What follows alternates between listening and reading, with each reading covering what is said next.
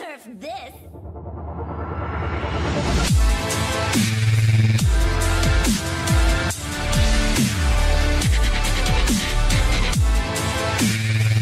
Hey guys, welcome back to Clash with Corey. If you liked the video, don't forget to subscribe to the channel. Also, check out the details below my videos when you get a chance. I've got a lot of really good resources for you in there. I've got links to my Discord server if you want to hang out with me. I've got links to WHF's recruiting Discord server if you're interested in joining the WHF family. Also got links to WHF's live streamers, so if you want to see some of our CWL wars going down live, give them a follow and you'll get notified when they're streaming.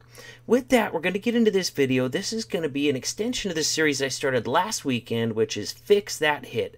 Somebody suggested it to me, and it's a series I'm really excited about, and you guys have received it well, so here we go. We're going to start off with a pretty simple one, and then we're going to get into two more examples that are just get a little bit more complicated, where you got to think about them a little harder. So with that, we're going to start off with Moustache's hit on number 32 here, and really close hit. He gets a 96% on this fresh hit. Gets some really good value in some areas. At the end of it, he just gets tripped up by a lot of troll Teslas.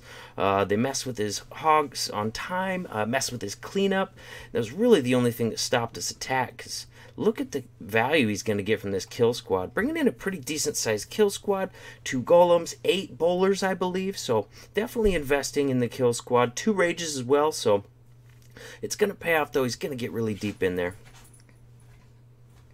I like using 2 rages when you're bringing bowlers, because usually that first rage is actually going to catch your bowlers, which hang way behind the wall wrecker. And then that second rage can be for when that wall wrecker pops, and it can encompass those Valks coming out, and then if there's any bowlers left, catch them in that second rage as well. So look at that. I'm just going to pause right here.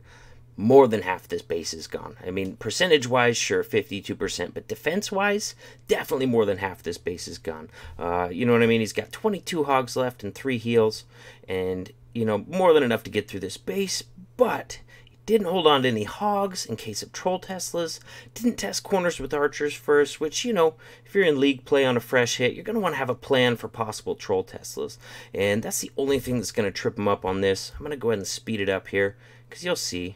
You know, he definitely gets through all the defenses, but now hogs are running all the way across the base, hitting extra giant bombs they didn't have to hit. Those skellies are following him the whole way. He kind of forgets about that poison until it's a little too late. He did have a second poison used for those skellies. That might have made the difference.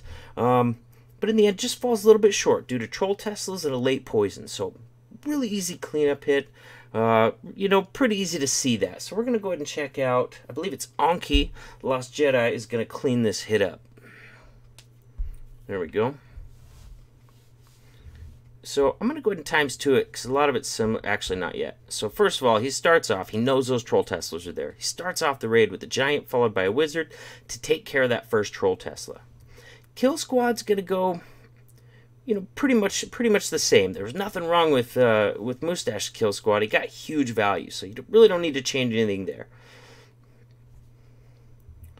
Gets arrows down, wall wreckers, bunch of bowlers in behind. Just like I said, we're following that same the same thing the Moose did on his kill squad, because he got great value from it.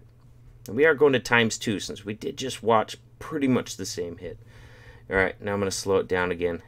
See, he brought some hogs in on the side cannon, which is great. You don't want to leave that hanging. And then on the bottom here, he tanked with the giant first and then started most of the rest of his hogs right there. So get those troll Teslas taken out. Now all he has left is this troll Tesla on the left hand side, but since the hogs are going to be ending on the left hand side of the base anyways, no big deal for them to head out and take care of that single troll Tesla after the fact. So once again, I'm going to go ahead and times 2 it, because we do have, you know, 2 more bases, which means 4 more attacks. We're going to show, you know, the first attempt and then the cleanup. So look at this. Swags the heal on that one. Didn't even need it. And goes in and swags both the poisons. I have no idea how he didn't pull ground skellies, because Moose pulled ground skellies. Must have got him with his heroes or kill squad this time, because Anki didn't really have to deal with any ground skellies there. But he had the poison there in case it did come out. So small adjustments and way different result. Instead of a 96% fail, he's swagging a heal, he's swagging 2 poisons, you know what I mean? Small adjustments for big results. So with that, we're going to go in, look at Moose's hit on number 31. There we go. Oh, no, no, no. I just totally played the wrong one. Just kidding. I'm not editing that out either. No way. My team. Moose. And replay 2. There we go.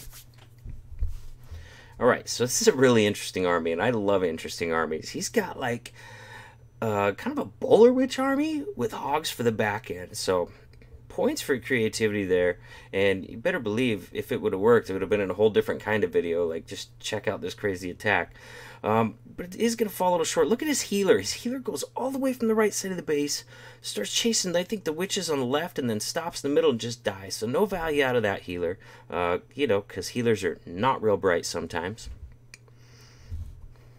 But, you know, the bowlers and witches on the edges, they're kind of spreading out a little bit. And when they do that, they tend to get picked off by the defenses. Another one went down to this Tesla over here. Black Bomb just took out the last healer on that bottom right-hand side. You know, Kill Squad's going strong in there. We got some bowlers heading in there. We got, you know, both heroes going into the base there. Shit, King might be down already. But Queen is definitely down. We're getting the core of this base hollowed out, which is really nice on a hog hit. But unfortunately, the bowlers and witches around the edges are just going to kind of die out, and probably not getting quite the value he wanted out of those. As a result of that, just too much base left for, I think he only had 12 hogs, right? 12 hogs, 2 heals. You know, once you figure in traps and that sort of thing too, you really got to take out more of the base to get through with 12 hogs. So I'm going to ×2 it here, but you're going to see just fall short. You know, you got to think, 4 healers, 6 witches, that is a ton of camp space. Lots of camp space. And I mean, they did some funneling, and they probably picked off a few outer defenses too, but not the kind of value you want to see out of that camp space. However, the core push did great. It got in there, it hollowed out that base. So if we could figure out a way to get some better value out of those edges, or you know, just get rid of the witches and bowlers altogether, that core push is great. If you could bring more hogs and more spells to support those hogs and still get that great core push, it's going to be a successful attack. So that's what Anki's going to do. He's going to drop the witches and the healers from the hit. Oh my gosh, I just did it again. Just kidding. Alright, here we go. 31. So he's going to drop the bowlers and witches from this hit, because they didn't really get as much value as you'd hope. So instead he's going to bring 2 golems and 4 bowlers and just some more funneling troops, a couple baby dragons and some wizards to get those edges established. Looks like he's also going to bring just 1 rage and 4 heals. So let's see how he goes ahead and plays this. I do really like the golems out there in front of the siege machine. They do a lot of tanking and allow it to get much deeper into the base before those Valks pop out of there. Has a really nice funnel set up. Very good job setting that up. Heroes are going in, and bowlers as well. Nice early poison on that CC. Wants to get him in that poison right away. Slow him down, start killing him immediately. Kill Squad's going great. He's being really patient on that rage because he does only have 1 rage. Gets a freeze down on the enemy queen and an expo right there. And lets that wall raker break all the way through to the backside. So with that extra tanking from the golems and a little bit of help from that freeze on the back end there, he's able to bust all the way through to the back end of that base. Heroes still have, you know, pretty full health, haven't popped abilities yet. So he's still going to be able to pop his heroes and get some more value there as well. Gets most of those hogs down in the beginning there, and then a few more on the edge to support him, and a heal down there immediately. Remember, he's got 4 heals this time, so he doesn't have to be shy with them. Most of this base is already gone, but yeah, can definitely afford to use those heals very liberally. Just like that, most of this base is already gone. Queen's down at this point, but it doesn't matter. He doesn't need those 2 heals. I'm guessing he's going to swag 1 on this as well, and sure enough. So I'm going to ×2 it because it's just cleanup. But, you know, a lot of times you can identify a hit, what worked on the hit, what didn't work on the hit.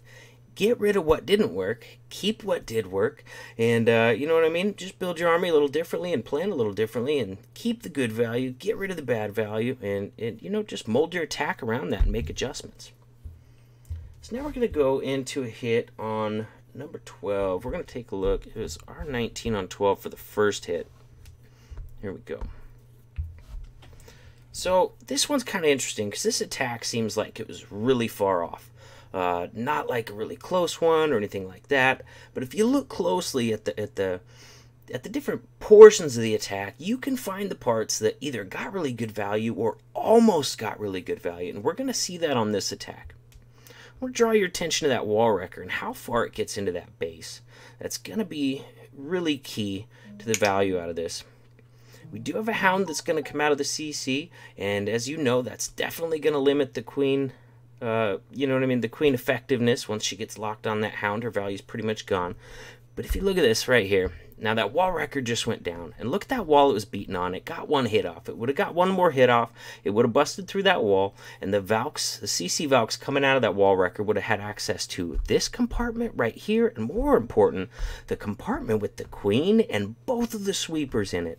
So let's go ahead and times 2 it, but those Valks are going to run. That wall didn't get open, so they're not going to get any value in there. Queen didn't really get any value because the hound, king ends up walking too, you know, got a little portion cut out, but basically there's just a heck of a lot of base left over, and due to that, the Lalo's not going to be able to follow through. Having to fight a sweeper here on the entry, you know, and if you thin out the pathing enough, you can fight a sweeper just fine, but if you've got a lot of base left up, like he was planning on getting the queen with that push because he doesn't have a scaly spell with him, and you know, once again, just didn't quite get the push that he wanted. But if you zoom in and look where that wall wrecker almost opened up, you can see that it was really close to getting a heck of a lot more value with those raged Valks. So we're going to take a look at the cleanup hit on that, and that is going to be Rebel cleaned that one up. So we're just going to see some really small adjustments here. Rebel is going to put down his heroes before the wall wrecker, just to tank for that wrecker. He's also going to move the wall wrecker down just a couple spots to the bottom to the right so that it comes in and definitely opens up that middle compartment. So heroes are down first. The king and queen are tanking that cannon and that Tesla, so nothing is touching this wall wrecker yet. At this point on the other attack, this wall wrecker's already getting hit by the cannon. As it got in a little further, it was getting hit by the Tesla. Then it was getting hit by the back cannon as well. And the first cannon just now got a shot off on the wall wrecker, and then it died. So that wall wrecker's almost into that inner area, and it's barely taken any damage yet. He also gets a freeze down on that CC Loon. He's not going to take any chances. He's going to make sure that his wall wrecker gets in there right where he wants it to get, and there it is. Got that rage down ahead of time, so those Valks just come out of there already raged up, already tearing through it. Both sweepers are down. Enemy queen is down. The core is hollowed out.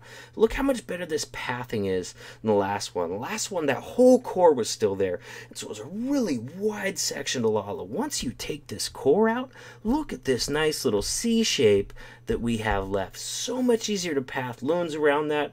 It would be easier to path hogs around it. You know what I mean? A lot more effective to use your spells in a nice path like that when they're tighter together. Just really sets it up for success with a small adjustment. That first hit, it was not like a 90-something%. You would look at it and be like, oh, that's a high percentage. Let me clean that up. You'd have to really go into it and look, because it was like a 68 or something, you know what I mean? You'd have to really look at the particulars sometimes. What worked well, or what came really close to working well in this instance. So Rebel was able to go in there and take a look at that, realize what kind of value was almost had in that core, and adjust accordingly. Got excellent value with that kill squad push with those raged Valks, and leaves himself with a very manageable Lalo. Has a nice heal coming to this last section with that wizard tower. Perfect. Plenty of loons up to get this job done. All those loons coming out of that heal are all full health. So, and there we go. I'll go ahead and 4 times it here. Go ahead and watch the rest of his triple. Very nice adjustment there.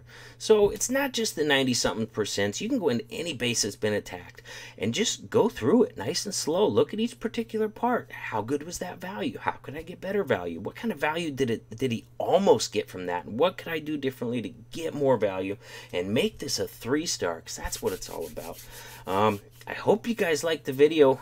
I love this series. I really do. I love to plan, and I really love planning cleanup hits. That's like, yeah, I definitely love that because then you know where everything is and you get to plan even better, even more particularly. I'm not that great on the fly. Some guys are like, just go in and make adjustments on the fly. That's not my style. I'm not that good like that. But planning every little detail, that's my strong suit, and that's what I enjoy. So I'll see you guys in the next video. Nerf this!